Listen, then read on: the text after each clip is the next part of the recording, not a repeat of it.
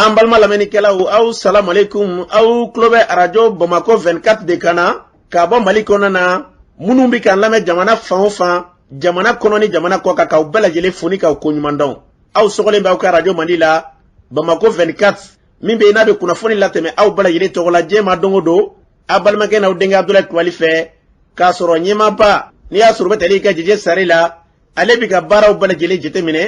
k'aw fo ni k'aw koɲuman dɔn faso kɔnɔ ni faso kɔ kan dɔ yɛrɛ t'aw ma k'aw sigi ni k'aw ka kunnafoni ma kɔnɔ kunnafoni ni dalilu don tiɲɛ ni Ala ye sira kan kunnafoni gɛrɛgɛrɛ anw sigilen filɛ kɛnɛ kan. O de kan ka bɛn bi kunnafoniw lase waati ma bi ye juma ye bi juma bɛnnen bɛ nansara san kalo 11 ye novembre kalo ye bi o tile 19 ye ka bɛn 2021 san ma farafin kalo min n'o ye lazeli kalo ye an b'aw ladɔnniya k'a fɔ bi o tile 13 ye jatela san kalo 4 o hijira san 1443 san dugawu de bɛ kɛ Ala k'a ɲɛ ka d'an ma bakuruba fɔla bi kunnafoniw filɛ k'aw ladɔnniya k'a fɔ sigikafɔba dɔ nun donnen don ɲɔnɔnkaw fɛ yen nɔ o conseil islamique mɔgɔw ka wulikajɔ fɛ ka fara ɲɔnɔ maa ɲɛmɔgɔw kan o ko kɛra cogo jumɛn na kunnafoni ɲɛfɔli ko la fo ka taa se an ka jamana kɔnɔna na bi CEDEAO ye sanction min ta ka ɲɛsin Mali ma o ko kɛra cogo jumɛn na kunnafoni ɲɛfɔli ko la an ka jamana kɔnɔna na keɲebakaw fɛ yen nɔ keɲeba sifinakaw kɔni y'a yira k'a fɔ gɛlɛya caman bi keɲeba minnu ni fɛn caman bi keɲeba nka ko keɲeba sirako tɛ sababa la wa keɲeba sifinakaw tɛ baara la o ko kɛra cogo dɔ kunnafoni ɲɛfɔli ko la fo ka taa se kulu dɔ kɔni wulila ka taa dɛmɛ dɔ ta ka ɲɛsin sɔngɔkaw ma o ko kɛra cogo jumɛn kunnafoni ɲɛfɔli ko la ninnu de bɛna kɛ kunnafoni la kumaba ye ka fara kunnafoni wɛrɛ kan ka lase aw ma aw denkɛ n'a balimakɛ fɛ Sidiki Kulibali Ala k'a ɲɛ ka d'an ma kunnafoni an b'a daminɛ k'a ladɔnniya k'a fɔ kunungo Suède jamana ciden dɔ kɔni donna an ka jamana kɔnɔna na taama in kun tɛ dɔwɛrɛ ye min ye bɛn ni kɛlɛ o bɛ se ka Mali sɔrɔ cogo min na a bisimilala maa min fɛ an ka minisiri min ɲɛsinnen bɛ Mali ni diɲɛ jamana wɛrɛw ni ɲɔgɔn cɛ koɲɛ ɲɛnabɔw ma n'o Ablaye Diop ye ale y'a bisimila jamana ɲɛmaa dagayɔrɔ la Kuluba Ablaye Diop y'a yira k'a fɔ ko ni ciden kɛrɛnkɛrɛn min n'a nalen filɛ nin ye Mali kɔnɔna na taama in kun tɛ dɔwɛrɛ ye bɛn ni kɛlɛ o bɛ se ka Mali sɔrɔ cogoya mun na wa Mali b'a bolo mana bɔ jamana wɛrɛw fɛ jamana fɛn fɛn ka ɲini fɛn ye yaasa bɛn ni kɛlɛya Mali sɔrɔ cogo min na ko Mali pɛrɛlen bɛ k'o maaw kɔnɔ yaasa bɛn bɛ se ka Mali sɔrɔ cogoya mun na an bɛ dugawu kɛ nin hakilina mun n'a talen filɛ an ka jamana ɲɛmɔgɔw fɛ Ala ka nin kɛ bɛnɲɔgɔnya sira ye ka ɲɛsin Mali ma n'an bɔra ye sigikafɔba dɔ kɔni nun donna ɲɔnɔnkaw fɛ yen nɔ sigikafɔ in kɔni kun sinnen tɛ dɔwɛrɛ ma dɛ kɛlɛ banbali min bɛ ɲɔnɔ jari wale tigilamɔgɔw ni donsolakaw ni ɲɔgɔn cɛ sigikafɔ in kɔni daminɛna o kama min ye o conseil islamique maaw ye olu ka ciden kɛrɛnkɛrɛnlenw kɔni bɔra ani ka ɲɛsin nin yɔrɔ kofɔlen ma fo ka taa se fulaw ka jɛkulu min n'a bɛ fɔ a ma Tapital Pulapu o maa ɲɛmaaw fana da donnen don baara in na yaasa bɛn ni kelenya o bɛ se ka sɔrɔ ni maa ninnu ni ɲɔgɔn cɛ cogo min na kɛlɛ banbali min bɛ yen nɔ kɛlɛ in daga ka se ka taga bɔ an da la yaasa ka nin perewolatigɛ d'an ma fulaw ka jɛkulu Tapital Pulapu o ɲɛmaa ye Abu So ye an k'ale lamɛn. An ka tɔnsigi a ka kɛ sababu ye hɛrɛ ka nati ɲɔnɔ mara kɔnɔ an sɛgɛnna bɛɛ de sɛgɛnna don o don ɲɔgɔn fa bɛ kɛ yɔrɔ dɔ la an finitigiw minnu bɛ kungo kɔnɔ u sɛgɛnna fantaw o kɛra misigɛnna ye o kɛra sɛnɛkɛlaw ye u sɛgɛnna an tun ka kan ka ɲɛsin fɛn kelen min ma an desira ka ɲɛsin o ma o fɛn kelen min ye an ka développement an ka kan ka sɔn ka fɔ an bɛɛ maa kelen de ye an bɛɛ balima de ye jamana ye an y'a sɔrɔ yan maa o maa min bɛ yan b'a ɲini Ala fɛ n'a sara a su ka don ni dugukolo kɔnɔ i ka faso i tɛ foyi kanu i ka faso ye ni hɛrɛ tɛ hɛrɛ dun tɛ se ka nati jamana kɔnɔ ni bɛn tɛ yen an ka kan ka faamu fula tɛ yan bamanan tɛ yen marika tɛ yan senufo tɛ yan maliyɛn de bɛ yan n'a fɔra maliyɛn an bɛ kelen an bɛ furu ɲɔgɔn ma balaw nana an k'a lajɛ nin balaw bɛ se ka bɔ cogo min na pour que sɛgɛn ka nɔgɔya bɛɛ de sɛgɛnna bɛɛ de tɔɔrɔla bɛɛ de ɲinina an k'a lajɛ an k'a sɔn ka kuma ɲɔgɔn ye n'an kumana ɲɔgɔn ye an ka ɲɔgɔn lamɛn an ka ɲɔgɔn faamu an ka to ɲɔgɔn ta la. Ni tun bɛ tali kɛ fulaw ka jɛkulu kɛrɛnkɛrɛnlen min bɛ yen n'a bɛ f'a ma ko Tapital Pulapu o ɲɛmaa tun ye de n'o ye Abu So ye a kɛnɛ kan o conseil islamique tɔgɔ la Abubakar Jalo ale b'a ɲɛfɔ an ka lamɛn. Ne tɔgɔ Abubakar Jalo o conseil islamique n bɛ kuma ni an ka ɲɛmaaba tɔgɔ ye n'o ye Usman Serif Madani Haidara an ka ɲɔnɔ mission délégation ɲɛmɔgɔ n'o ye Mufa Haidara ye a ye ne ni an balimakɛ bila ka na Mohamed Kamara ka na fara MINUSMA kan ka fara Tapital Pulapu kan nin baara in na laɲini mun y'an sigi kɛnɛ in kan Ala ka laɲini Ala k'a sabati nin baara in sigi kun tɛ foyi ye ka na ni bɛn ye ɲɔnɔ cercle kɔnɔ ɲɔnɔ sɛgɛnna ɲɔnɔ tɔɔrɔ la population sɛgɛnna dugu caman gɛlɛya b'u kɔnɔ bi sɛnɛw tɛ ka kɛ tugun baganw tɛ ka gɛn bilen mɔni tɛ ka kɛ tugun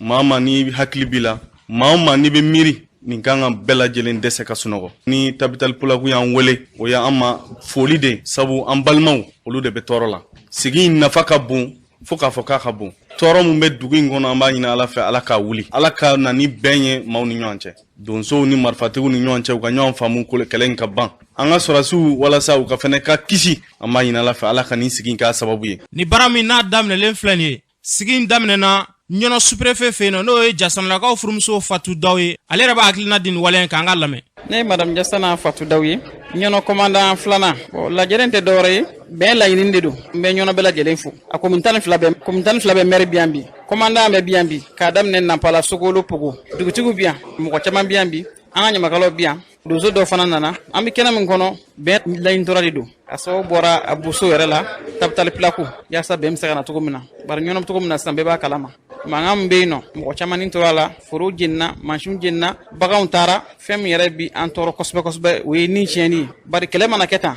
i b'a sɔrɔ État o ONG o mɔgɔ wɛrɛw o u bɛ fɛn wɛrɛ bila ka na d'an ma n'o ye malo ni ɲɔ ni tasa ni birifini ni tantiw ni fɛn caman bɛna di nka an ma nin kelen y'a la adamaden nin kun foyi de t'a bɔ mɔgɔninfin i ka miliyari bɛ se ka tunu bi di i bɛ mɔgɔ sɔrɔ mun b'o d'i ma mɛ i ka mɔgɔ kelen mana sa bi i tɛ maa si sɔrɔ mun bɛ se ka nin kelen d'i ma k'i k'a dɔ la k'a lawuli anw ye denwolomuso ye mun jɔrɔ b'an na kosɛbɛ o ye nin ye parce que fɛn tɔw mɔgɔ bɛ se k'o d'an ma o mɛ nin ka mɔgɔ kelen tilali la a sɔrɔ tuguni dɛ kɛlɛ in kɔni a nege foyi tɛ mɔgɔ si la bi bɛɛ sɛgɛn nɔ anw mun ye muso yɛrɛ ye tɔ t'an na ni kɛlɛ in kɛra fɛn mana sa muso dɔ den de don o kama vraiment tɛ foyi ɲini kɛlɛ in banni kɔ ɲɔnɔ cɛ n'a muso fɛn bɛ se ka kɛlɛ in ban an k'o ɲɛɲini kɛlɛ in ka ban mɔgɔ ka lafiya denbaw sɛgɛnna kasi la vraiment kɛlɛ in kɔni nege foyi tɛ an na bɛn dɔrɔn ni nege b'an na bi mankan filɛ i b'a daminɛ don i t'a laban cogo dɔn an bɛ kɛlɛkɛla ninnu deli ala yɛrɛ n'a kira kama ka sabali ka marifa bila mun bɛ an k'a fɔ ɲɔgɔn ɲɛna yaasa kɛlɛ ka ban bɛɛ k'a bolo da dusu kan kɛlɛ tɛ jamana si jɔ a b'a tiɲɛ de an b'a ɲini bɛɛ lajɛlen fɛ u ka na an ka sigi an ka kuma kɛlɛ ka ban ɲɔnɔ ka lafiya mali bɛ ka lafiya ko fɔlɔ ko fonctionnaire tun bɛ girin ɲɔnɔ nɔfɛ mɛ bi munna ni ɲɔnɔ fɔra min ye n'a ma dɛsɛ a tɛna mun de la fɔlɔ ɲɔnɔ tun tɛ sɔrɔ fonctionnaire fɛ pour que i kun ka ɲɔnɔ sɔrɔ fo k'a sɔrɔ relation ɲɛnaman b'i la sinon ɲɔnɔ kun sɔrɔ man di fonctionnaire dɔrɔn tɛ yɛrɛ ɲɔnɔ kun ka di bɛɛ ye sisan n'a fɔra i bɛ ka mite ka taa ɲɔnɔ i tɛ sunɔgɔ n'a dɔ nana fana u b'a ɲini cogo bɛɛ la ka segin fama caman bɛ yen ni ɲɔgɔn nana famaw b'u yɛrɛ ɲini mun de kama hali bi nin gɛlɛya in kɛra ka fɛn bɛɛ kɛ i bɛ ɲɔnɔ yan ne tora yan ne ni ɲɔnɔ kɔ an bɛ ba kelen fa kelen bi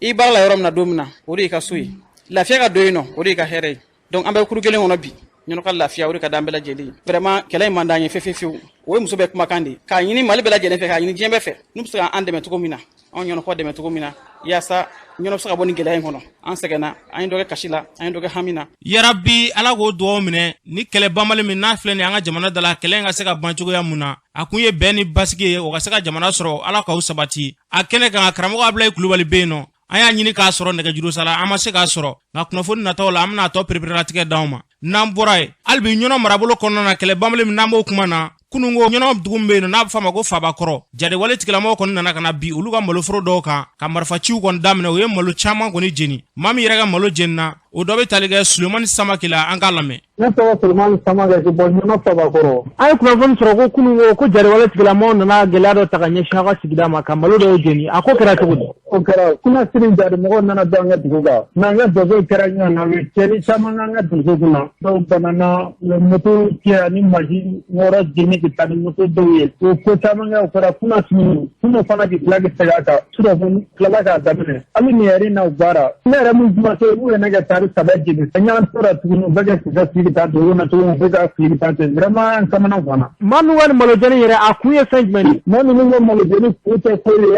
se b'an ye dɔrɔn an b'a kɛ u tɛ foyi nɔfɛ se b'an ye dɔrɔn an bɛ tiɲɛni kɛ se b'an ye jigin b'an ye an bɛ tiɲɛni kɛ n'o tɛ foyi u b'o taara u b'o ye. i y'a yira k'a fɔ k'u ye ka malo jeni ka kɔn i ka malo jeni ɲɛ u ye fɛn dɔ f'i ɲɛna wa. o tɛ fɛn fɛn an ka bɛnkan ta dɔrɔn an ka sariya bɛɛ bɛ taa siga o fɛ an ka sago b'an ka ko kɛra dɔrɔn an ka bɛnkan ta n'an ka ko min bɛ an ka taa f'u ye an ka muso kɛ burumuso bɛ ye donc an dugu ko an tɛ sɔn ma donc an ka sigida dɔw ye bɛnkan ta fa an dugu damadɔ donc an dugu damadɔ b'a fɛ o de tɛmɛ gɛlɛyaw fɛ su mɛn di tile mɛn di. u taara o kɔfɛ wa yalima u b'a ka mara kɔnɔna na. u ma taa fiyewu bɛ yen hali nin yɛrɛ n'o bɛ yen u ma taa dɛ. a b'a kibaruya di jamana lakana tigilamɔgɔw ma. kibaruya dir'u ma kuma sera an ye kibaruya d'u ma o ye anzilani fila bila ka taa anzilani fila taara ka taa munumunu dugu kunna ko fɔlɔkɔba de ye dugu kunna foyi an bɛ denbakɛ nɔ foyi kɛ a ye donso ni mɔgɔw sɔrɔ kɛlɛ la n'u tigɛra 10 minutes ɲɔgɔn na avion fila sera yen sera mala sara fa bege mangai amemugu ti amoko be kita mangai ni mugu na bra uturu tei donc manu shiro kele la ti klavi ti ko si da bara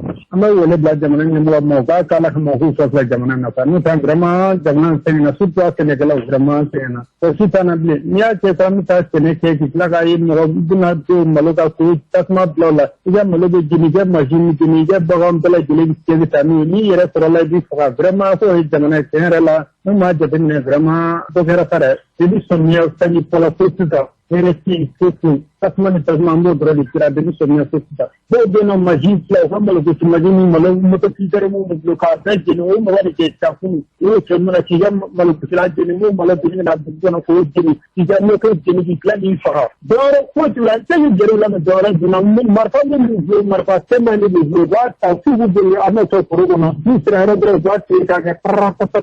ni ya da be la ke mo ikla ka ka bulina no pe ni sira wa ti parra ta andi da la ka fola di ke chala amu mo le bla na ke mo ba la de no te vraiment so tanana an se na ni no andi wuro ni tume taliga Suleiman Samagela ya fo cogo muna ala ka jamana basigi ni ngani kele bamale ala ka daga bwandala ni yakila mo na taren flani ala ka nge bada ka nyeshi malima namburai sedaw ye nyangini mi taka nyeshi malima krengela mali nyema shi ko teta jamana werela na ye anyema ko ni krengere ni ngufo ka ko onye Mohamed Ali Bachili ale tuye dofo sedaw ma ko sedaw be fe angata mana kalata muna ko mali teta o srafe anga Mohamed Ali Bachili lame aw ba fo ka be jamana bla mana election na katambla nyaga mi werela ko fe ka fo dro election kera aw data la o sintala na chira be firaunde ka anko de ni kudeta mun kera aka ke sababu e ka mali bo dinga kono une fois pour toutes no be ke fo be de ka nyinga beda ka do ala demse munu mbora ni mugu chira nu banana demse munu mbora ka désobéissance civile ni fonke ni ala ja keme o keme ibasro bi shekin to hotel listi foila au be election ke kunu sigilen to résultat mana bola lu be so mawa fleni gala mana ti ngona drobe klaka botugu puisque oui keleke o muni royala u dama do election u manyininga altera fanga kurasigi no fanga kura egilani so do be bo funa kamaw donc il faut qu'anga boni bede kono halnanya election ke na droite mali moitié bolo ka voter sécurité kama moitié do mumbe o mo fana clanche to ma sebelistika o election beta misa ankana démocratie ke papier kan kumai anga ke serei amana papier ka démocratie nana greku de folofi sebeni kuntala jama bede kumbe fara nyokonka bebe nyininga ya klina la be foma agora dans l'agora grec o de démocratie sebeni fuke anga jamana dio amba fedro ku to sebe u ka se ka voter ko tante di ama ulude mali sigwa ulude maldem glanwa taxi munuba ko fonga glana mbede fe sede o kerera ba mako ya hotel de l'amitié la anga do seria ko no tronando na wallahi ante sege mana mo shite boy ka jamana la ni ka titri kuntanye kibi sigide ba tili nyana be ke mana ka kafo malika anteso ni a ko mafia ka ke président flafra le nyoka mafo ikanan kalontike ni mafia be ku bona munde kera me anga jamana yere de bane ba yere la anga nga tayro ro fa namse ka nyogonde mala fa de nya jugu koni ya jugu place ko jugu anti nyugo refe mali te yelema tande fanga nini place ko nini te mali yelema sebe de bena mali fo sebe de kake ka malien sebe don ka barake ni sebe ni be malien sebe nini jamana fanga ko la fika election na be sebe la ni be election na be sebe la fika fichier électoral ko nyana body an election fo fenke u bandigi kata aita election kayake tuma shi fichier te kanyana bo communauté internationale bila droka mo digi kaita election ke me uyo papier jona di abemi abe taxi jona ko jamana ka election ke ni fichier tout bolo u ka taxi foni ka yoro yira namba fe kai ate même no ulu beni u sabo dictant ko mali konota ala kama mali aya to anga kuma ato anga nyogonde me doni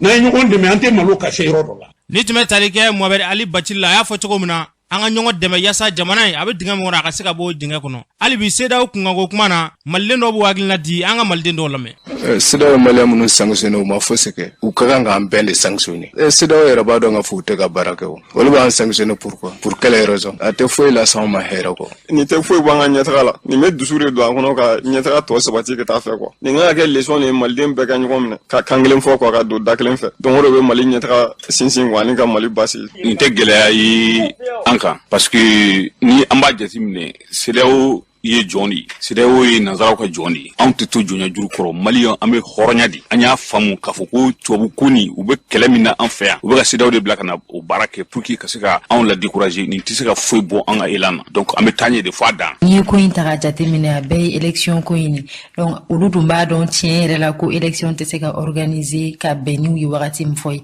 an yɛrɛ ka mɔgɔw fɛnɛ b'a dɔn k'a fɔ ko élection tɛ se ka organiser ka bɛn ni olu fɛnɛ wagati min fɔ CEDEAO mɔgɔ ye donc comme a ko kɛra tantɔ u ka ɲɔgɔn ɲini k'u sigi ka fɔ ka bɛn kɛ donc o la u bɛ délai wɛrɛ di ɲɔgɔn ma n'a bɛ se ka bɛn wagati min na donc élection bɛ organiser ka bɛn wagati ma donc bɛɛ bɛ lafiya. Ni tun bɛ tali kɛ maliden dɔ ka seereya la u y'a fɔ cogo min na ala ka bɛɛ lajɛlen bɛɛ kelen ka jamana in a bɛ se ka kolosuma cogo min na ala k'an bila o sira kan n'an bɔra yen maa minnu ka yɔrɔ kɔni cira sanangurujigi kɛnɛ na n'o bɛ fɔ ma ko zone aéroportière maaw olu kɔni bɔra dɛ u bɔra kunungo k'a yira k'a fɔ ko Choguel Kokala Mayiga ko ka kɔn a ka kɛ premier ministre ye k'a taara olu kɛrɛfɛ ni ka se ka taa olu hakilila sigi ka yira k'a fɔ k'u ka dugawu kɛ n'ale sera ka fanga sɔrɔ ale bɛ fɛɛrɛ ta ka ɲɛsin u ka bana ma ni ka se k'u ka bana furakɛ n'o ye k'u bila u ka hakɛ kɔnɔna na ko bin kɛra u kan ko n'i y'a ta ka lajɛ ko tile filanin na ko baara dɔw kɔni sigilen don sen kan k'o yɔrɔ nin k'a dira maa dɔw ma k'olu ye usine jɔ a yɔrɔw la ko Choguel Kokala Mayiga yɛrɛ kan ka taa ka t'o usine dayɛlɛw baara kɛ u ye kuma min fɔ kunungo an k'u lamɛn. Ne ye Musa Jawara Falajɛ dugutigi ka conseiller n'o ye Babura Ture mɔgɔ ka yɔrɔ cira an ye mɔgɔ dɔw délégué k'olu fara ɲɔgɔn kan ka na pour que ka se an ka ɲɛ yira an y'a mɛn usine bɛna dayɛlɛ an dun ka sow de cira transition fɛ n'a fɔra o transition ɲɛmɔgɔ ko o bɛna usine dayɛlɛ la mɔgɔw bɛ kɛnɛma mɔgɔw banalen don dɔw yɛrɛ sara i y'a faamuya b'a la an b'o o sigi la usine dayɛlɛli basi tɛ mais minnu ka so cilen don jɔrɔ k'a ka k'olu la fɔlɔ usine bɛ jɔ mɔgɔw de kama an b'a ɲini a fɛ cogo bɛɛ la a ka hakili to an na pour que an fana bɛ se k'an ka siyɔrɔ sɔrɔ an degunnen don tɔɔrɔya suguya bɛɛ bɛ an kan sisan ale yɛrɛ a ko maliyɛn premier qualité ani deuxième qualité yɔrɔw cira kuma min a ko a man kan ka kɛ a ma ci sariya kɔnɔ ni fɛn ma ci sariya kɔnɔ a kɛ lajɛ hakili la ni ala sɔnna a ma an ka dugawu kɛ ni ala ye kow sabati a bɛna dɛmɛ don an ma ka an bila sariya kɔnɔ sinon i man ka dɔ ta ci ka dɔ ta to yen an ye kuma mun kɛ an ni ɲɔgɔn cɛ o kɛra ni ala y'a kɛ ni yɛrɛ kɛra o ɲɛmɔgɔ ye sisan i b'i hakili to o mɔgɔw la layidu kan don pour que ka layidu bɔ a sira fɛ. Ne tɔgɔ Fuseni Keyita n bɛ mun ɲini président de la république fɛ n'o ye Asimi ye a ka wuli a k'an ka dossier ninnu ta pour que an minnu ɲɛji bɔlen a ka an ka mɔgɔw wele u k'an lamɛn an ta tɛ politiki ko ye an ta ye jamana ko de i ye mɔgɔ ka du ci i y'o bɔ malidenya la sɔrɔsiw minnu bɛ yen bi minnu bɛ nord kɔnɔna la n'olu y'anw denw ye n'olu bɛ ka kɛlɛ kɛ olu ka sow cira olu bɛ kɛnɛ kan an ye mun mɛn an y'a ye k'a fɔ sisan plan kura wɛrɛw bɔlen don ko les pupilles de l'état ko an ka yɔrɔw cira u ye planw fɛn u ye hôtels ni fɛnw kala signé par le gouverneur Bayi Konate ni sariya de ye tiɲɛ ye Choguel n bɛ se k'a fɔ Choguel a ka sabali a k'a lajɛ don bɛ nalen olu tɛ yan faama caman de tɛmɛna yan n'olu ka se yan. An bɛɛ de ye jamanaden kelen de ye nationalité kelen de b'an bɛɛ bolo ale yɛrɛ kɛra premier ministre ye an nana ye bi k'a fɔ an bɛ kɛnɛ dɔ kan n'o ye k'a fɔ k'u bɛ ka na Ami Guino ko u bɛ ka na usine dɔ dayɛlɛ ka d'o ma o usine ale yɛrɛ bɛ ka na o premier pierre dali la premier ministre a k'i hakili to a ka layirukaw na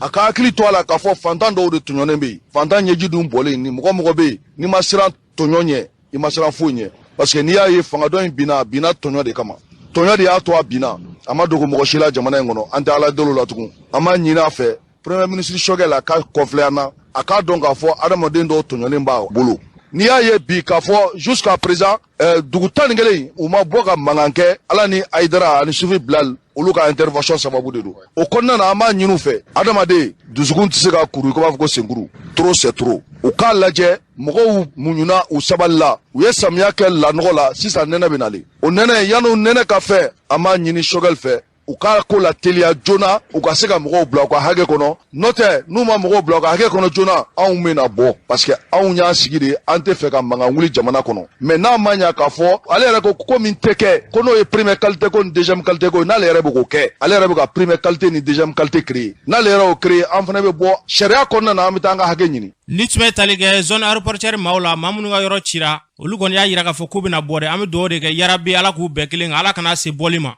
n'an bɔra yen kenyebakaw fe no kenyeba shifinakaw kɔni farala ɲɔgɔn ka kenyeba kɔnɔna na yen nɔ ka yira k'a fɔ ko gɛlɛya caman b'olu dara dɛ olu bɛ u ka dugu kɔnɔna na nafasɔrɔ sira caman b'olu ka dugu la ko sira tɛ yen nɔ baara tɛ yen nɔ shifinakaw tɛ ka baara sɔrɔ k'olu kɔni ye laɲini caman kɛ jamana ɲɛmɔgɔw fɛ u bɛ sigi ka fɔ kɛ ni ɲɛma sɔrɔ a ko la k'olu bɛna bɔ dɛ wa ko n'u bɔra don o don k'a tɛna dogo maa si la k'u bɛna sira tigɛ wa baara foyi tɛ kɛ kenyeba kɔnɔna na an ka kenyebaka dɔw lamɛn. ni ala ni kira jara n'a ye an ye dolansi minnu ta kayiba ka baara kɛ kɛnɛba kɛ jamuba kɛ sadolaba kɛ ce jour la dɔw kɛnɛba fɛrɛ tɛ ke yen kayi fana bɛ tan to jamu bɛ tan an bɛ sira bɛɛ tigɛ an bɛ sira bɛɛ tigɛ maa si kana jɔrɔ fasoko de don foyi tɛ maa si sɔrɔ an kana jɔrɔ an kana fosi jeunesse ka baara de ye nin ye parce que on veut que kɛnɛba denmisɛnninw ka se ka baara sɔrɔ mais moi je vois que kɛnɛba aujourd'hui ne ma foyi faamuya kɛnɛbagaw ta la ne b'a fɔ bi dɛ parce que il faut pas k'an ka bin siɲɛ k'a kɛ fɛn na quoi c'est pas bon le 12 communes minnu bɔra faraba ni yɔrɔw ni ɲɔgɔn cɛ yɔrɔ janba in na ka n'a kɛnɛba yan bi jalafara partout ka n'a kɛnɛba mais aujourd'hui là tu peux compter les kɛnɛbiens ici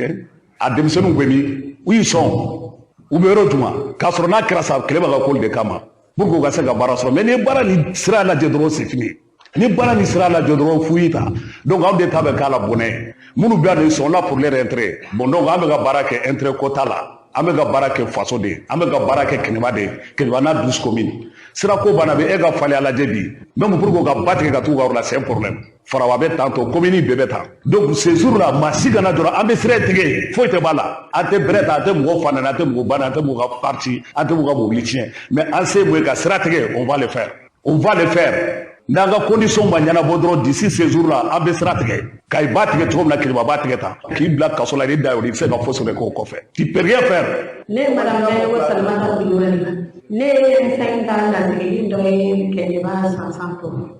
ne bɛ ɲini kɛlɛba cɛ n'a muso bɛɛ lajɛlen fɔ bɛn n'an kɛra cogo min na u k'u jija cogo bɛɛ lajɛlen na an k'a kɛ o bɛɛ la u bɛɛ ka bɔ ko sagakulu an ka bɔ an y'a fɔ cogo min na an ka fabadenya yira o de ye ne hakilina ye. ni ne sera sansan to ne fana bɛ seko ni damayira kɛ ne b'a yira an ka jɛkulu bɛɛ lajɛlen na nin don n'a yirala an bɛɛ ka wuli an k'a kɛ kɛcogo de ka d'an ye parce que munna n'i y'a jateminɛ bi bi in na gɛlɛyaba de bɛ kɛɲɛba yan gɛlɛya bɛ kɛɲɛba dɛ jeune caman bɛ yen min tɛ baara la baarakɛbali caman de bɛ yen bon siraw man ɲi kɛɲɛba yɛrɛ bamakɔ yɛrɛ n'i yɛrɛ y'a sira jateminɛ yɛrɛ problème de don donc ne kɔni b'a ɲini aw fɛ a fɔra cogo min na an k'a kɛ ten. ne tun bɛ tali kɛ kenyebaka dɔw la u y'a fɔ cogo min na jamana ɲɛmɔgɔw ka wulikajɔ kɛ u ni ninnu ka se ka fɔ ka bɛn kɛ yan'a ka se nin ma kuma bɛɛ ni ɲɔgɔnna de bɛ ka kɛ an ka jamana kɔnɔ maa dɔw bɛ wuli ka muruti ka bɔ gɛlɛya cayalen bɛ an ka jamana kɔnɔna na dɛ ala ka bɛn ni basigi nati n'an bɔra ye jɛkulu dɔ kɔni bɛ an ka jamana kɔnɔna na n'a bɛ fɔ a ma mouvement pour la bonne marche de la transition olu kɔni ye wulikajɔ kɛ ni ka dɛmɛ dɔ ta ka taa ɲɛsin sɔngɔkaw ma gɛlɛya ye sɔngɔka minnu sɔrɔ n'olu wulila ka bɔ sɔngɔ ni ka taa jabali a coordinateur ale b'a ka seereya di an ka lamɛn. an wulila ka se jabali ka sababu kɛ an badenw bɛ degun kɔnɔ an baden jumɛn ko don sɔngɔkaw wagati damadɔ bɔ sɔngɔkaw ye kulekan bila an ma k'u bɛ degun kɔnɔ k'u wulila ka b'u sigiyɔrɔ la ni balo tɛ hali galama ta t'u bolo foyi t'u bolo k'u bɛ gudɔrɔnba la donc an fɛnɛ welewelema da an ka groupe kuma n'o ye MMT mouvement pour la bonne marche de la transition ni a groupe sigilen bɛ Amérique groupe ɲɛmɔgɔ ye Amadou Diallo ye mais Mali kɔnɔ ni ye coordinateur national ye an nana sɔrɔ u ye bonya bɛɛ ta k'an sɛgɛrɛ an bɛ foli ta na se maire yɛrɛ ma ani Mokhtar Jakite k'a lase Baru ma n'olu bɛ Jabali en même temps an bɛ kibiri wɛrɛ an b'a alimamina dugutigi fo parce que bi olu de sɔnna bi ka sɔngɔkaw bisimila a yɛrɛ ɲɛ b'a la ganu de bɛ u bɛ ka bugu de sigi donc an b'a fɔ an ka ɲɛmɔgɔw ye u k'u hakili to ninnu na walasa u bɛ se ka sigi u ka yɔrɔ la cogo min na quoi. ni tun bɛ tali kɛ u ka coordinateur national la dɛmɛ in dira maa minnu ma an ka maa dɔw ka sira lamɛn. anw de bɔra sɔngɔ kana moriwa kɛmɛ wɛrɛ la an bɔra vaso kɔnɔ tɛna u y'an magɛ tɛna bonya k'an ye non ani ce ani baraji an b'a fɔ fɛn ma natɔ sɔrɔ an natɔ sɔrɔ o tɛna segintɔ sɔrɔ ne ye sɔngɔ alimami ne ye Mahamadu Kulibali ka bɔ sɔngɔ bonya diyara n ye tɔɔrɔ kɔni y'anw sɔrɔ an bɔra sigiyɔrɔ la an bɛ jamana ɲɛmaa fo ka barika da Asimi Goyita k'a lajɛ an bɛ se ka sigiyɔrɔ sɔrɔ cogo min o k'anw dɛmɛ na an kɔni nana kimiri wɛrɛ la kimiri wɛrɛ cɛ n'a muso u y'an bonya dan don an nana an ye kalo 2 di k'u fɛ a ju b'u kan an tile b'u kan olu de y'an da k'an doni ta k'an don sogo ni wolo cɛ ɲinan marifatigi bɛ maa min nɔfɛ maa min sɔn k'a bisimila o tɛ maa bɛɛ ye dɛ marifatigi dalen nɔ kan maa min k'i bisumila i t'o sara sɔrɔ diɲɛ na i t'a sɔrɔ lahara ma diyara an ye yɛrɛ de anw ma gɛlɛya mun na ala de bɛ gɛlɛya in dɔn ala de bɛ se k'an bɔ gɛlɛya in kɔnɔ ɲɔnɔ anw sɛgɛn n'anw ɲɛna an n'an denni kuma caman ne tɛ se ka kuma caman kɛ ɲɔnɔ ɲɛ malo la dusubu kasi ale sa k'a kɔ fila na a ka dɛmɛ don an na an nana lajɛli diyara an yɛrɛ de nka ale sa min laɲini kɛ gɛlɛya min b'an kan gɛlɛya in bɛ bɔ an ka se k'a sigi yɔrɔ la ɲɔnɔ n'an ko an b'an da don gɛlɛya in bɛɛ la a tɛ nɔgɔya ni tun bɛ tali kɛ sɔngɔka dɔw la gɛlɛya ye minnu kɛ k'u sigiyɔrɔ bila an bɛ dugawu de kɛ yarabi ala ka na ni bɛn ni kelenya yaasa u bɛ se ka segin ka t'u sigiyɔrɔ la cogo min na ala k'o sabati n'an bɔra ye jɛkulu caman kɔni farala ɲɔgɔn kan ni k'u tɛgɛ di ɲɔgɔn ma ni k'a yira k'a fɔ u ka jɛkulu tɔgɔ ye plateforme une pour le Mali o kun tɛ dɔwɛrɛ dɛ k'u bɛɛ lajɛlen min fara ɲɔgɔn kan yaasa jamana in kɔni u bɛ se k'a bɔ dingɛ kɔnɔ cogoya mun na u ye fara ɲɔgɔnba dɔ kɛ kununko a fara ɲɔgɔn in kɛnɛ kan Ibrahima Kebe ale b'a ɲɛfɔ an ka lamɛn an ye sigi kun fɔlɔ dɔ kɛ novembre kalo tile 5 ka sababuya kɛ hali mɔgɔ min tɛ misiw miyɔrɔ la bɛɛ y'a dɔn k'a fɔ filɛ ni galama tɛ bɛɛ y'a dɔn k'a fɔ fanga bɛ ka waɲa min ma bi a waɲa man ɲi a kɛra kɔnɔnafiliko ye dabalibanko nimisa hali ni tun y'a dɔ ye o de y'a to an sigira tɔnkuntigiw caman ka bɔ tɔn yɔrɔw kɔnɔ an bɛ minnu wele activistes ka se kunnafonidilaw ma ka sigi ka kuma nin bourse du travail kelen kɔnɔ kumakan min n'an y'a kɛ bonya ni karama kɔnɔ k'an tɛgɛ sigi jamana joliw kan kɛrɛnkɛrɛnnenya la lakanabaliya min ɲɔɲɛlen bɛ an ka jamana kɔnɔ bi bɛɛ b'a dɔn min don bolobili ɲɛla tɛ nkalon ye sa a y'a dɔn k'a fɔ kungo bɛ jamana kɔnɔ wa kungo bɛ ka ji di jamana kɔnɔ ka taa fɛ fo ka taa se kalanko kɛlen bɛ kolobo kalabako ye tuguni ka malidenw digi ni fura mɔbali ye k'an k'an da don kan ten k'o ye ten ka tɛmɛ a fɛ donc an ye nin bɛɛ lakɔlɔsi ka kun foro ni jo sariya ye min u bɛ taa maaw gɛn ka b'u ka dugukolo kan jamana yɛrɛ ye min feere ma ka sɛbɛnfura d'u ma k'a fɔ yen t'u sigiyɔrɔ ye k'olu gɛn ka bɔ yen ka tila ka t'u feere mɔgɔ wɛrɛw ma an ko tigɛna ye tiɲɛ mɛ tigɛna cɔri fana vraiment an tɛ se ka jɛn n'o ye o hukumu kɔnɔ an bɛnn'a kan ka fara ɲɔgɔn kan ka kɛ kulu kelen ye o de ye plateforme unie pour le Mali ye tɔn kulu min b'a kɔnɔ a bɛ 41 na kunkanfɛn bɔ donc an jɛra n'a ye k'a fɔ ka kangari da jamana ɲɛmɔgɔ ye bi transition ye tiɲɛ ye an bɛɛ bɛ transition kɛ ɲuman an b'a fɛ an b'a kun fori ko ɲuman fɛ nka gɛlɛya min bɛ sen na an tɛ se k'an da a kan ko parce que an bɛ transition kɔnɔ dɛ donc an bɛ min ɲini u fɛ ka min diyagoya k'a kɛ wajibi ye u k'u ɲɛsin kɔ ma ni kɔ laminimini ye wa bamanankan na a bɛ fɔ an ɲɛna ko kangarimada u y'i ban kɛlɛ ma o tuma na au lieu que u ka malidenw bɔ ɲɔgɔn na k'u fara fara ka bɔ ɲɔgɔn na malidenw bɛ kule la jamana fan 14 bɛɛ lajɛlen la degun ni tɔɔrɔ kɔnɔ ekɔliso min datugulen don a ka ca ba yirikaw ye ekɔliden minnu bɛ yen n'olu tɛ ka se ka taa kalan kɛ tuguni a ka ca maa ba 100 yirikaw ye o tuma na olu ka avenir bɛɛ bɛ tiɲɛ mais maa ko maa tɛ se k'i da don kuma la maa minnu kan ka jamana kɔnɔdenw fara ɲɔgɔn kan jateminɛw ye min yira olu yɛrɛ de bɛ ka maa dɔw susu yaasa ka se ka maa o maa n'i ko i bɛ tiɲɛ fɔ nin transition ko in na k'o ye faso denjugu ye o ye faso nin ye o ye faso nin ye alors que olu de kan ka kɛ miseli ye ka jamana kɔnɔdenw kala mais en réalité olu de bɛ ka jamana kɔnɔdenw fara mɔgɔ min ka baara ye farafarali ye fɛn kalifa kun tɛ o tigi la donc komi a bɛnnɛgɛ mɔ don o de ye k'a fɔ an bɛ ba min kan an bɔlɔ turulen bɛ fɛn min kan o de ye lakana ka sabati jamana fan 14 bɛɛ lajɛlen na min bɛ kɛla ɲɔnɔ mara la bi a y'o ye i mana région o région ta an ka jamana kɔnɔ i mana cercle o cercle ta an ka jamana kɔnɔ a cercle kelen tɛ mɔgɔ bɛ ka tare tare fɔ yɔrɔ min na bɛɛ y'a dɔn fanga min bɛ sen na ɲɔgɔnmɛ ɲɛgɛnɛ de don o k'u ɲɛsin kɔ la o ka fisa kɔ la min ye kalanko fana ye solution ka sɔrɔ a la joona wa an b'a fɔ k'a da kan a joonanama. ni tun bɛ tali kɛ plateforme maaw la o y'a fɔ cogo min na laɲini kun tɛ dɔwɛrɛ ye fiyewu yaasa bɛn ni basigi o bɛ se ka jamana in sɔrɔ cogo min na ala k'o sabati n'an bɔra ye an tun ye kunnafoni d'aw ma k'a yira k'a fɔ ko nin waati la ko karamɔgɔ Abulayi Kulubali k'a bɛ ɲɔnɔ taama in kun tɛ dɔwɛrɛ yaasa bɛn ni basigi bɛ se ka jamana in sɔrɔ cogo min na ani o conseil islamique maaw kɔni bɔra yan ni ka kunda ɲɔnɔ kan nin waati in na karamɔgɔ Abulayi Kulubali b'an bolo nɛgɛ kan karamɔgɔ Abulayi i salamu aleykum. Waaleykum salam. nin waati la i bɛ yɔrɔ jumɛn i bɛ se k'a ɲɛfɔ lamɛnnikɛlaw ye wa. D'abord n bɛ foli di lamɛnba cɛman ani musoman denmisɛn ani mabakɔrɔ ka bɛɛ fo ka bɛɛ waleɲuman dɔn nin waati in na i bɔra ka fɔ cogo min na a bɛ ten a balimakɛ n'aw denkɛ Abulayi Kulubali bi an bɛ ɲɔnɔ nin waati in na k'o sababu kɛ kabini waati jan gɛlɛya bɛ ɲɔnɔ marabolo kɔnɔ la o min ye gɛlɛya ninnu ye n'a ma ɲɛ k'a fɔ gɛlɛya donna na an dun ye san 100 kɛ gɛlɛya la mun kan ka gɛlɛya in ban o ye sigikafɔ de ye o sigikafɔ min n'o tun tɛ ka kɛ ka kɔrɔ n'o kɛra so ye ka kalo 4 bɔɲɔgɔnko kalo 2 ka taa so o ɲɔgɔnnaw ma bɛnɲɔgɔnyaw kun kɛra o kɔnɔna na marifaw kun dara marifaw tilala bɛnɲɔgɔnyaw tilala ka u balaka o kɛra so ye gɛlɛya tilala ka don gɛlɛya kɔni don o don ɲɔnɔ marabolo kɔnɔ na hali yɛrɛ bɔra kunnafoni na k'a latɛmɛ Surankɔrɔ ya fo kana se nin waati ma dugu dɔw bɛ bi gɛlɛya mun kɔnɔ la kɛrɛnkɛrɛnnena n'o ye Faba kɔrɔ ye o n'a ɲɔgɔnna caman ɲɔnɔ mara kɔnɔ bi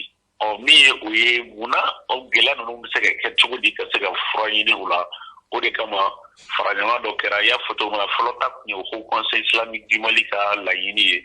ni se in na kulu min bɛ yen n'a wele ko Capital Polaku olu de ye faraɲɔgɔn kɛ ka wulikajɔ kɛ ka ɲini MINUSMA k'u tɛgɛ di ɲɔgɔn ma ka se ka dɛmɛɲɔgɔnya don wulikajɔ bɛ se ka kɛ cogo di sigida kɔnɔ na ka maaw fara ɲɔgɔn kan ko u ka se k'u tɛgɛ da ta kunda kelen na o wulikajɔ kunnafoni y'an sɔrɔ o de la ka bɔ fasoko la i n'a fɔ an delilen bɛ cogo min na ka taa an ka faso nɔfɛ o hakilila don o de kama Seri Kulubali an bɔra yen ka na yan ka se ɲɔnɔya an selen ɲɔnɔya sigikafɔ in daminɛna kɛrɛnkɛrɛnnena kununko ɲɔnɔ marabolo kɔnɔna la kɛrɛnkɛrɛnnena yɔrɔ min bɛ yen n'o ye Cercle ye an ye ɲɔgɔn sɔrɔ o kɔnɔna la nka min kɛra la n'o kɛra dabalibanko ye nin ko min n'an filɛ la nin ye tiɲɛ ni Ala ka kan an bɛ fɛn min fɔ bɛɛ kun sigilen b'a kan anw yɛrɛ an natɔla k'o sɛbɛn kunnafoni minnu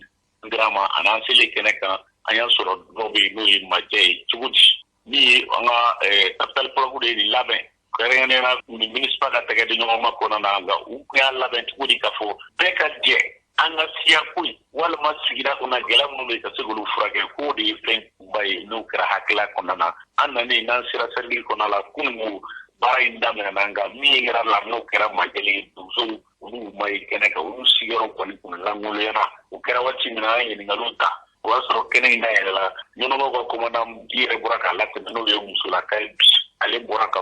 kɛnɛ dayɛlɛ maire tun bɛ yen olu m'o bisimila o kɔfɛ kuma dira Capital Polaku ɲɛmɔgɔw ma ka taa se mɔgɔ caman ma kɛnɛ kan nka kɛlɛ la ni marifatigiw ni ɲɔgɔn cɛ ni kuma ɲɔgɔnya bɛ kɛ ni dɔw ma ye kɛnɛ kan kɛrɛnkɛrɛnnena i n'a fɔ donsolakaw o kɔni kɛra so ye ka kɛ majɛlen ko kɔnɔna na Ala y'a kɛ an nana ɲininkali ko la min ye kɛnɛ labɛnbaw yɛrɛ n'o ye Capital Polaku u y'a yɛrɛ k'a fɔ tiɲɛ don olu tun ye ko in labɛn u m'a ko kunfɛ u ye wele bila donsolakaw ma ko nka ko donsolakaw u ma ye kɛnɛ kan u balila olu yɛrɛ la an ye ɲininkali kɛ an t'o la ka tila ka donsolakaw ɲininka u y'a yira n na k'a fɔ dɔw ko tiɲɛ Ala ka kan nin ko in ko olu ma na parce que ko a ci sera olu ma cogo minnu na dɔw ka fɔla ye olu ma bɔ a kalama dɔw ka fɔla ye ci sera u ma ci sera cogo min na ko nin ti u na cogo min olu mɔgɔ min n'ale bi sigikafɔ min n'a bɛ kɛ hali bi n'a kɛra sira fɛ olu labɛnnen don ka marifa bila nka a kɛcogo ni fɛnw ko u ma taa olu dɔw ka dimi sira fɛ an taara o kɔfɛ ka segin ka na Tanzania min y'a la u y'a yira k'a fɔ ni Ala sɔnna ma sira o sira kan ka se ka bɛɛ di ɲɔgɔn ma k'u tɛgɛ don ɲɔgɔn bolo nin ko in na ni Ala sɔnna ma ni nin de kɛra kɛcogo ye ko dɔw ye sɔsɔli k'a la k'u yɛrɛ y'a kɔnɔ o tuma u labɛnnen don hali bi ka wele wɛrɛw bila ka sigi wɛrɛw kurakuraya sango basigi lafiya bɛ se ka mara sɔrɔ cogo min na a siriki nin bɛɛ la min ma dabali ban an bɛ deli ka nin de fɔ anw ka jamana kɔnɔna ɲɛmɔgɔ minnu bɛ an ka jamana na kɛrɛnkɛrɛnnenya an bɛ jamana ni marabaaw an b'u jalaki mun na parce que n'i ye jateminɛ nin taama in na an wulila ka na Segu gouvernement la gouvernement yɛrɛ ko tun kan ka ye ko in jira olu ye ko in ne kɛrɛfɛ bɛn ka taa se conseil min bɛ yen n'o ye régional ye olu fana ko in u ye a ko ka sigi fo ka gosi n'i ye jateminɛ ɲɔgɔn yɛrɛ kɔnɔ la dugutigilakaw ni kɔnɔnanaka minnu ni mairelaka minnu tun bɛ yen olu de kɔni wulilen don bi parce que gɛlɛya min bɛ sen na a bɛ se ka ban cogo min na kuma kun fɔlɔ la an bɛ se ka min fɔ nin hakilina min talen filɛ nin an y'o fɔ kununko k'a ye wele bila bɛɛ ma an t'a la k'a fɔ ko nin walima nin an mago bɛ mun na bi ɲɔgɔn bɛ se ka suma cogo min na ni sigikafɔ min filɛ nin kan ka kɛ faso ka wulikajɔ ye ka se ka nin ɲɛsigi don o don mɔgɔw ka malo b'a la ka jɛ don o don mɔgɔw siw bɛ ka da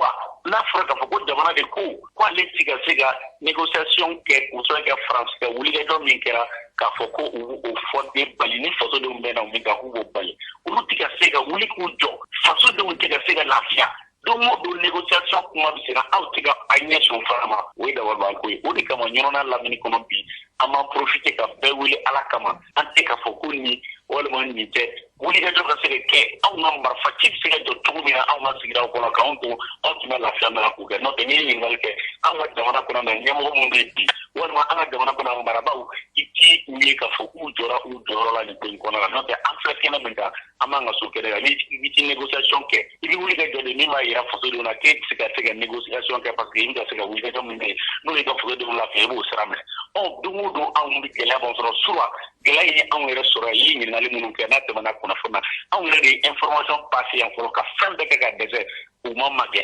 n'o tɛ se ka kɛ i dɛsɛlen baasi na i ma muso si ɲini ka minɛ an bɛ kuma min fɔ kuma la surunya na ko waati ko don o de ye nin siri kulɔli kɛ ɲɔgɔn n'a lamɛnni fo bi an bɛ yan nin ko ninnu kun ka hali sisan nin ye lajɛ kun filanan daminɛlen ye Tapitali min ye nin hakilila ta an bɛ min nɔfɛ dɔrɔn ni bɛnɲɔgɔnya min kuma bɛ yen n'o de bɛ ka fɔ yarabi ala ka bɛɛ don bɛnɲɔgɔnya minɛ kɔnɔ a kɛra nin ma kɛ nin o bɛn ni bɛn tɛ foyi tɛ fɛn in dilan parce que n'an ye san kɛmɛ kɛ ka kɛlɛ an bɛ tila ka ɲɔgɔn sigi de n'o ma sigi dɔrɔn foyi tɛ ɲɛnabɔ i yɛrɛ kɔnɔda mankan mɛn a bɛ kasi a ɲigi la nin ye fama ye bi sango bi ɲɔgɔnba sigi kama siri i y'a yira k'a fɔ ko ni sigikafɔ min n'u donnen filɛ nin ye ko nin hakilina bɔra Tapitali pulapu la ka kɔ nin ɲɛ sigikafɔ min n'o kun daminɛna o kun ye Haut Conseil islamique maaw ye ni waleya min fana n'o daminɛlen filɛ nin ye olu bɛ o ko kelen in ju la yalima u ye fɛɛrɛ kɛrɛnkɛrɛnnen dɔ tigɛ yaasa nin kana na kɛ kɔrɔlen ɲɔgɔnna ye wa. Siriki i ko ɲininkali diyara n ye kosɛbɛ nin min filɛ nin ye ani fɔlɔ ta in yɛrɛ an tɛ dugawu kɛ a ka kɛ o ɲɔgɔnna ye nin na hali n'i y'a jateminɛ ni filɛ ni Tapitali ye nin daminɛ Tapitali ye a kolo di Haut Conseil kuma bila k'u y'a ɲini MINUSMA de fɛ donc MINUSMA kɔni jɛra a ko la ka se ka a ɲini k'a fɔ k'u bɛ dɛmɛɲɔgɔnya kɛ san'a ka se ka kɛ o kɛra u tilara ka segin ka taa Haut Conseil nɔfɛ tuguni ni olu ka se ka fara ka nin ko in na ka se bɛɛ ma olu de y'a tugu ye k'a fɔ nin ko in ni k'a ka ban cogo minnu na u ye hakililaw ta k'o de ko kunba yɛrɛ an ka se ka sira minɛ nka Siriki min ye dabaliban ye nin bɛɛ la n'a fɔra ko an ka faso ma ɲɛmaw tɛ ka kala don u ɲɛ na kosɛbɛ ka bɛn nin il faut k'an b'o fɔ dɛ parce que mun na n'u a boycotera n'o ye k'a kɛ kɛrɛfɛdɛn ye olu bolo n'o kun tɛ a kun bɛ ka koba ye kɛrɛnkɛrɛnnenya na ɲɔnɔ marabolo ɲɛmaaba ka se ka fɛnw kunun anw nana an bɛ se ka waati min dɔw ɲininkali ka fɔ nin ɲɛna délégation yalima escorte ni fɛnw bɛna bila an ko hali an faso de don n'an taatɔ la n'an bɛ bɔ a la an bɛ sira minɛ ka n'an faso de la problème foyi t'a la anw nana o nana ka n'an ɲinɲɔgɔn na kɛnɛ sigi k'a kɛ mɔgɔ dɔw bɛ yen ka fɛ olu yɛrɛ tɛ foyi kalama a la tiɲɛ don mɔgɔ minnu welela la waati ka fɔ yen mun b'a to k'a bɛ kɛ fɔlɔ ɲaga walima a tɛ kɛ fɔlɔ ɲɔgɔnna ye fɛɛrɛ de ka kɛ parce que hali minnu y'a réutilisé kunun kuma ye olu b'u fɔ ko taa ka kɛ marifatigiw nɔfɛ kungo de kɔnɔ ni marifatigiw yɛrɛ dama sigira dama ko kɛlɛ in ko a bɛ ban o sira ninnu fɔ n'Ala sɔnna ma Tapitali o sira de minɛ filɛ olu bɛ min fɔ dɔrɔn marifatigiw yɛrɛ ma nin kɛ ni Ala sɔnna ma ni marifatigi min kɛrɛnkɛrɛnnenya kungo kɔnɔmɔgɔw ni fɛnw u bɛ wulikajɔ de la sango nin ka se ka ban donc jamana kan ka jɔ a jɔyɔrɔ la wulikajɔ min kan ka kɛ n'a sɔrɔ ko jamana kɛlen don ka wulikajɔ da bɛɛ lakana an tɛ taa nin sira fɛ donc min ka kɛ marifa de ka bila o marifa bila min n'o hakilila nana ninnu fɛ ni Ala sɔnna ma parce que n'o ye kuma ta kɛnɛ kan n'o ye Haut Conseil kɔnɔ kɛrɛnkɛrɛnnenya Tapitali pulapu mɔgɔ min tun bɛ Haut Conseil ka wulikajɔ la n'o ye Samori Jalo ale ye kuma ta kɛnɛ kan ka yira bɛɛ la ko bɛn min kɛra fɔlɔ bɛn in ma kɔlɔsi de fanga ye a kɛ kɛrɛfɛdɛn ye n'o tɛ an n'u bolo min kan k'an k'u di se o ma donc ni a fɔra bi ko kɛrɛnkɛrɛnnenya mun b'a to ko a kan ka yira faso de bɛɛ la k'a fɔ k'an ka jɛ ka marifa bila nin na Siriki ni min kɛra an bɛ dolo min kan bi Tapitali ye nin min labɛn sisan i bɛ jate kelen di i yɛrɛ ma e k'a lajɛ sisan a bɛ ka fɔ an ma ɲɛma dɔ fɛ k'u ti négocier ni marifatigiw ye kɛrɛnkɛrɛnnenya jadewaleya tigilamɔgɔ ye i n'a fɔ faransi y'o hakilila min ta k'a sɔrɔ fasodenw bɛn o kan n'olu b'o sɔsɔ MINUSMA sen donna nin na bi o MINUSMA kelen dun ye tɛmɛna bi olu b'an ka jamana kɔnɔ na lakana yan nɔ o b'a yira k'a fɔ donc est ce que n'i ye tɛmɛna anw yɛrɛ kɛ nin ko ye n'i y'a ta k'a lajɛ i bɛ taa fan yɛrɛ de sɔrɔ a la wa n'o ye tiɲɛ ye ni fasoden bɛɛ kan ka t'o fɛ dɔrɔn o ye ka marifa bila o de ye Ala sago sago. sagotigi Ala ye karamɔgɔ Abdulaye Kulubali waati ko kama n'Ala sɔnna an b'i bila nin yɔrɔ la kunnafoni wɛrɛw mana bɔ a la an b'a tɔ pereperelatigɛ di lamɛnnikɛlaw ma an b'aw ladɔnna k'a fɔ nin tun bɛ tali kɛ karamɔgɔ Abdulaye Kulubali la taama in kun tɛ dɔwɛrɛ yaasa bɛn ni basigi bɛ se ka na an ka jamana kɔnɔna cogo min na Ala k'o sabati n'an bɔra an bɛ taa jamana kɔkan na Umu Danbele mun b'e bolo. Karamɔgɔ Sidiki an bɛ taga Uganda jamana kan maa 3 ɲɔgɔn bɔnɛna u ni na binganiya wale dɔ senfɛ ka maa 37 ɲɔgɔn k'olu fɛnɛ joki a kɛra wasabulon dɔ kɛrɛfɛla la Uganda jamana kɔnɔna la n'an bɔra an bɛ taga Beni maa 12 ɲɔgɔn bɔnɛna u ni na ka sababu kɛ balokontanya ye a kɛra ADF datigɛ walikɛlaw fɛ sanga ni wagati u bɛ ka binganiya wale ta ka ɲɛsin dugu ma Beni ma n'an bɔra an bɛ taga Senegali jamana kan Senegali kiritikɛlaw y'a jira minnu ka baara ye furusa ye ko tile kelen kɔnɔna la ko furu 345